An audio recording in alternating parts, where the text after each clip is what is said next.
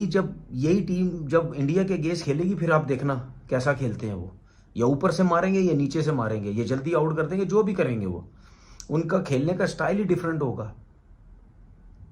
साहबजादा फरहान तो ऐसे लगता है मतलब वो उसके बल्ले पे गेंद ही नहीं आ रही। मौत का खेल शुरू होने में अभी एक दिन बाकी है। सबके दिल धक धक कर रहे। जर्नलिस्ट जिन्होंने बातें बोली हुई हैं, बड़ी बड़ी बातें, बुमराह को हमारे खिलाड़ी नहीं छोड़ेंगे, हमारे टॉप ऑर्डर नहीं छोड़ेगा, वो वेट कर रहा है। कोई कहता है कि जी जंग, ये जंग होगी, ये मैच तो नहीं है। कोई कहता है भाई साहब इसका फैसला कि जंग किसने जीती है, फैसला हो जाएगा 14 को। मतलब हर बंदे का अपना अपना ओपिनियन है। लेकिन दोनों टीमें अपना एक एक मैच जीत चुकी हैं, किसका पलड़ा भारी है।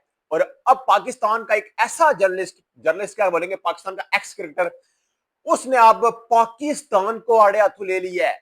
ये वो बंदा है जिसने कभी इंडिया की तारीफ नहीं की, इंडिया की जीत पर भी इंडिया की तारीफ नहीं की। लेकिन अब इंडियन टीम ने उससे मजबूर कर दिया है कि भाई साहब तारीफ करो, तारीफ करो। पाकिस्तान को आड़े हाथों ले लिया। क्या बोला है इस पर मुकम्मल बात करेंगे और विद प्रूफ वीडियो आपके सामने जो है ना वो मैं जो है ना उसकी रखूंगा और उस पर मुकम्मल तफसील के साथ बयान करने जा रहे हैं। और उससे पहले अगर आपने चैनल को सब्सक्राइब नहीं किया तो जल्दी से सब्सक्राइब करें और बेल आइकन को प्रेस करना ना भूलिएगा। तो दोस्तों, नंबर 1 आते हैं कि पाकिस्तान के ये जो एक्स क्रिकेटर हैं, इनकी ये आप क्लिप्स देखें, फिर इसका जो है ना वो एक्सप्लेन इसको करते हैं, इसका सही निचोड़ निकालते हैं। आई थिंक पथेटिक किस्म की बैटिंग की है पाकिस्तान ने। सिंपल सी चीज़ है, ओमान के अगेंस्ट इतनी मुश्किल से बैटिंग, इतनी मुश्किल से 160 रन किए गए। तो फिर जब इंडिया के अगेंस्ट खेलोगे क्या करोगे? मतलब तुक्का लग गया तो लग गया, अच्छी बैटिंग हो गई तो हो गई।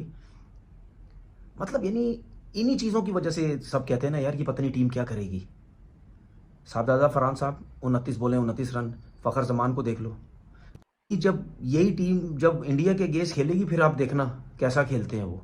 या ऊपर से मारेंगे या नीचे से मारेंगे, ये जल्दी आउट कर देंगे, जो भी करेंगे वो। दोस्तों, क्लिप आपने देख ली होगी।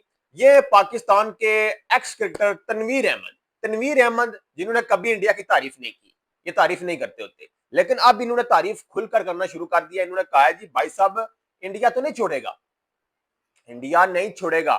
ये भाई साहब कहते हैं कि पाकिस्तान की जो बैटिंग लाइनअप है बिल्कुल फ्लॉप गई है। ये जो जीता है पाकिस्तान ने, इसमें मुझे कुछ भी वो वाली चीज नजर नहीं आई जो कि पाकिस्तानी एक्सपेक्ट कर रहे थे।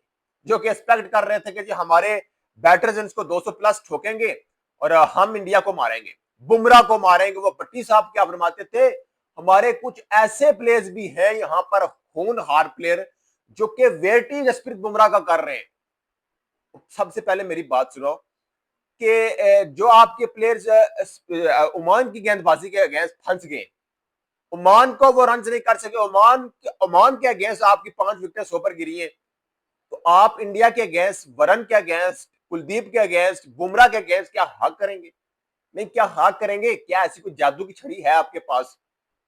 भाई साहब आप देखो कि वो बॉलिंग अटैक क्या, और ओमान का बॉलिंग अटैक क्या था, और क्या कौन से तीर आपने मारे, कौन से तीर आपने मारे। और साथ तनवीर अहमद ये बोलते हैं जनाब कि मतलब कि अगर इंडिया पाकिस्तान को मैच हरा देता है तो ये कोई बड़ी बात नहीं है।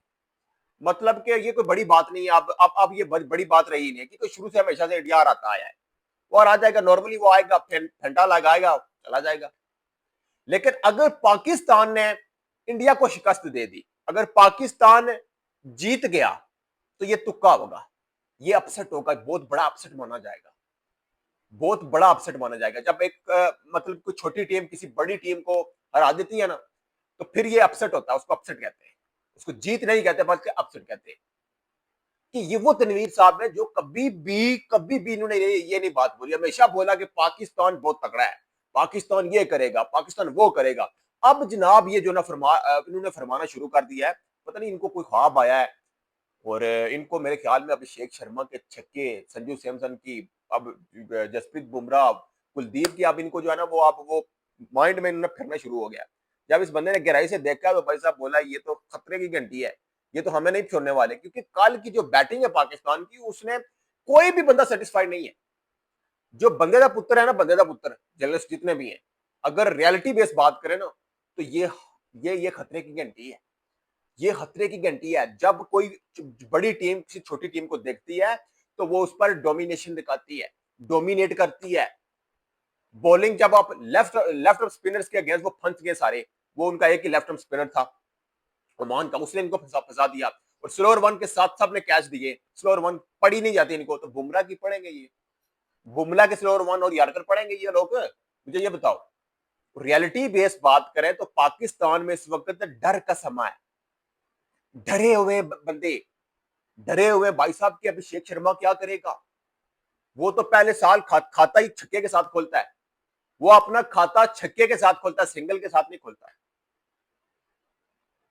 ये वाला सीन है वहां पर।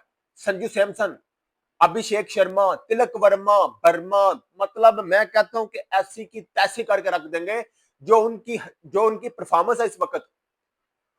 क्योंकि उनके पास बॉलिंग में आप देखें, वरुण, कुलदीप, अक्षर पटेल टॉप के बॉलर्स हैं, ये तीन टॉप के तीन स्पिनर्स हैं। 12 ओवर इनके करने, उसके साथ अगर दुबे खेलता है तो दुबे भी दो दो तीन करेगा पाकिस्तान के अगेंस्ट भी। हार्दिक पांड्या 4 डालेगा, उसके साथ आप देखें जसप्रीत बुमराह। मेरे ख्याल में अर्शदीप सिंह को मेरे ख्याल में शायद ना खिलाए, जो कि अगर कंडीशन देखी जाए यूएई की तो। लेकिन अगर अगर अगर मेरे पॉइंट ऑफ व्यू के साथ देखा जाए तो अर्शदीप को खिलाना चाहिए, अर्शदीप सिंह को खिलाना चाहिए। लेकिन वो उनके पास अगर अर्शदीप नहीं भी खेलते तो फिर भी लाइन लगी हुई है बॉलर्स की। उनके पास एक कंप्लीट जो है ना वो बॉलिंग भी है, बैटिंग, ऑलराउंड परफॉर्मेंस, सारे उनके पास एक कंप्लीट जो है ना वो उनका पैकेज है। तो दोस्तों ये हाल है पाकिस्तान का। इससे पहले पाकिस्तान के वसीम अकरम जो है वो उसके साथ शोएब अख्तर भी यह बात बोल चुके हैं। उन्होंने भी बात सीधी सीधी बोल दी है कि इंडिया नहीं छोड़ेगा, इंडिया नहीं छोड़ेगा ऑन पेपर अगर देखा जाए। और इस जीत पर जो पाकिस्तान ने भी जीता है, इंडिया ने भी जीता है। इंडिया की जीत में पाकिस्तान की जीत में फर्क क्या है भाई साहब? इंडिया ने उनको 57 पर ऑल आउट किया, पाकिस्तान ने भी 68 पर उनको ऑल आउट किया है वन वालों को। लेकिन पाकिस्तान की बल्लेबाजी बल्लेबाजी जब आप 14-15 ओवर में 100 कर रहे हैं किसी छोटी टीम के अगेंस्ट, तो यहां पर क्वेश्चन मार्क बनता है। जब आप किसी छोटी टीम के अगेंस्ट 100 के स्ट्राइक रेट के साथ खेलेंगे, 29 बॉल पर 29 करेंगे सबज्यादा फरहान साहब, क्या इंडिया इंडिया ऐसे करवाएगा? इंडिया की बॉलिंग लाइनअप और ओमान की बॉलिंग लाइनअप में फर्क पता है आपको? ओमान की क्लब लेवल की बॉलिंग है, क्लब लेवल की बॉलिंग में इसको कहूंगा। वो सारे के सारे बुड्ढे थे, वो दाढ़ियों को उन्होंने जो है ना वो मतलब कि कलर करवाए हुए थे उनकी।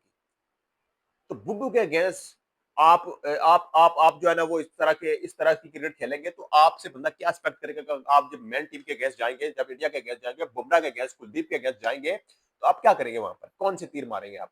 तो पाकिस्तानी पब्लिक में इस वक्त डर और खौफ जो है ना वो फैल चुका है कि आप भाई साहब इंडिया नहीं छोड़ेगा, इंडिया नहीं छोड़ेगा। हम तो ये देख रहे थे कि यार हम वन साइडेड मैच मारेंगे जो है ना वो ओमान को। वन साइडेड बॉलिंग में तो मारा है, लेकिन बैटिंग में 160 रन आपने कुछ भी नहीं। ये मैं कंसीडर ही नहीं करूंगा, इनको मैं कंसीडर नहीं करता।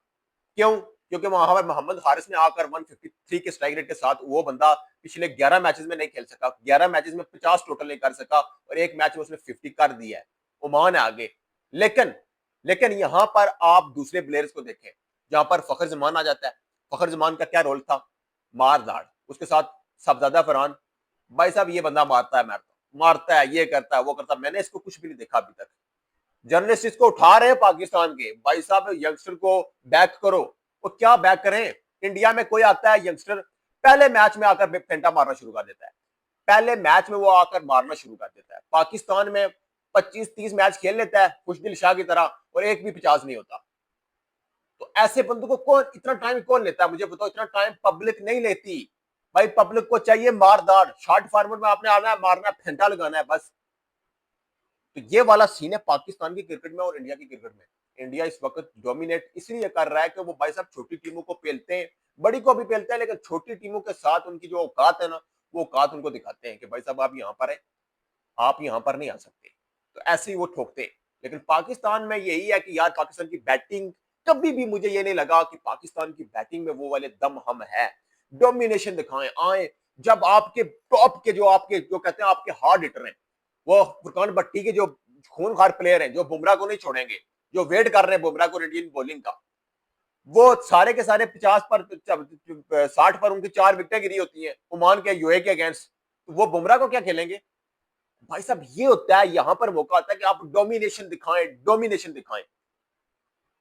जब आप डोमिनेशन नहीं दिखाएंगे छोटी टीमों का अगेंस्ट, तो आप कब माने जाएंगे? आपको कौन स्टार मानेगा?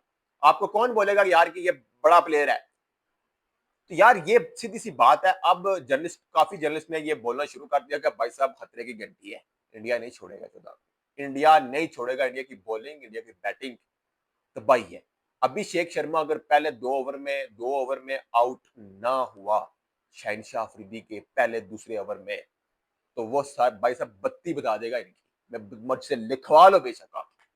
अगर नया बॉल शाहीन 2 ओवर में आउट नहीं कर सका इंडिया की कोई विकेट अभिषेक शर्मा को, तो अभिषेक शर्मा मुझसे लिखवा ले, तोड़ के रख देगा, इंट बचा देगा, इंट से इंट। ये मैं आपको बता रहा हूं, ये मेरी, बेशक आप क्लिप ले लें। तो दोस्तों आपकी इस पर क्या राय, कमेंट की जरूर करें। वीडियो लगी, चैनल को सब्सक्राइब करें, वीडियो को लाइक करें। अपना बहुत ज्यादा ख्याल रखिएगा। मिलते हैं नेक्स्ट वीडियो में, तब तक के लिए अल्लाह हाफिज़।